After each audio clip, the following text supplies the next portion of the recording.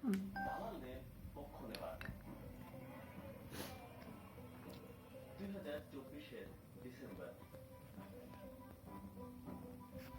নিখোঁজ 24 ব্যক্তির পরিবার ও স্বজনেরা মানববন্ধন করে শরীয়তপুরে।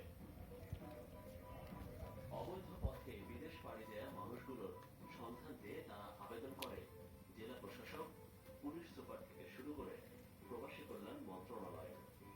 সবারই অভিযোগ, আঙ্গারিয়া ইউনিয়নের যমজ কামরুজ্জামান চুনু ও রাশেদ খাঁ হাতিয়ে নিয়েছেন তাদের টাকা। মৃত্যুর মুখে ঠেলে দিয়েছেন কারো সন্তান, কারো বাবাকে। আমার ছেলের কোনো খবর খোঁজ যায় না, আমার ছেলের কোনো খোঁজ পাইতে আসি না, আমার ছেলের